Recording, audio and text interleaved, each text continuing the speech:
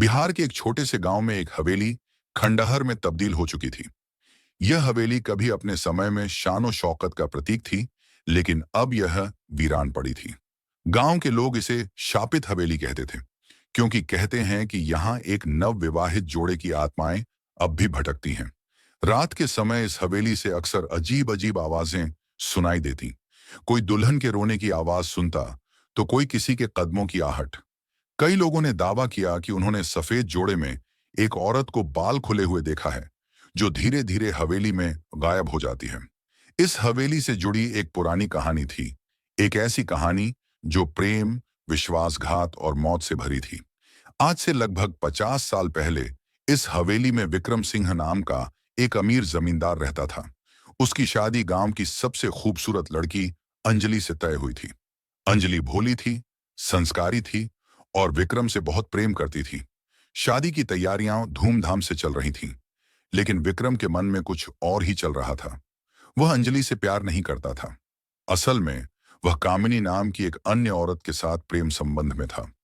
शादी की रात विक्रम ने कामिनी के कहने पर एक भयानक फैसला लिया। उसने अंजलि की हत्या की योजना बनाई। शादी की रात हवेली रोशनी से जगमगा रही थी। बारात आई, मंत्रोच्चारण हुआ और फेरे पूरे हुए। अंजलि बेहद खुश थी, लेकिन जैसे ही शादी संपन्न हुई और विक्रम उसे सुहागरात के लिए कमरे में ले गया, उसने कुछ ऐसा किया जिसकी कोई कल्पना भी नहीं कर सकता था। जैसे ही अंजलि कमरे में दाखिल हुई, कामिनी पहले से वहां मौजूद थी। विक्रम ने अंजलि को पकड़ लिया और कामिनी के साथ मिलकर उसका गला दबा दिया। अंजलि ने मदद के लिए चीखने की कोशिश की, लेकिन हवेली के ऊंचे दरवाजों के पीछे उसकी चीखें दब गईं। अंजलि की हत्या करने के बाद विक्रम और कामिनी ने उसके शव को हवेली के एक गुप्त तहखाने में दफना दिया और किसी को इसकी भनक तक नहीं लगने दी।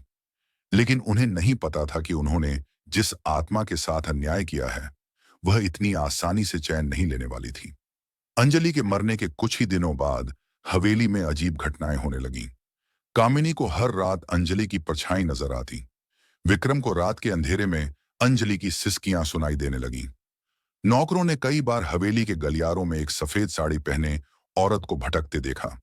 धीरे धीरे हवेली में दहशत फैलने लगी। एक दिन विक्रम अपने कमरे में था कि अचानक आईने में उसे अंजलि का अक्स दिखा। वह चीखते हुए कमरे से बाहर निकला, लेकिन तभी दरवाजा अपने आप बंद हो गया। कामिनी, जो विक्रम के साथ हवेली में रह रही थी, को एक रात अंजलि की आत्मा ने झकझोर कर जगा दिया। अगले दिन वह पागलों की तरह गांव से भाग गई, लेकिन रास्ते में ही उसकी रहस्यमय तरीके से मौत हो गई। विक्रम को लगने लगा कि अंजलि की आत्मा अब बदला लेना चाहती है। एक रात जब विक्रम गहरी नींद में था, उसे महसूस हुआ कि कोई उसके पास बैठा है। उसने आंखें खोली तो देखा अंजलि उसकी चारपाई पर बैठी थी। उसकी आंखें खून जैसी लाल थीं और उसका चेहरा भयावह था। तुमने मुझे मारा था, अब मैं तुम्हें लेने आई हूं। अंजलि की भूतिया आवाज गूंजी। विक्रम ने भागने की कोशिश की, लेकिन दरवाजे अपने आप बंद हो गए। अचानक अंजलि की आत्मा ने विक्रम का गला पकड़ लिया और उसे हवा में उठा दिया। विक्रम चीख रहा था, लेकिन कोई उसकी मदद नहीं कर सकता था। अगली सुबह हवेली के नौकरों ने देखा कि विक्रम का शव तहखाने में पड़ा था, ठीक उसी जगह जहां उसने अंजलि को दफनाया था। इस घटना के बाद ठाकुर हवेली हमेशा के लिए वीरान हो गई। गांव वालों का मानना है कि अंजलि की आत्मा अब भी वहां भटक रही है, क्योंकि उसे पूरी तरह न्याय नहीं मिला।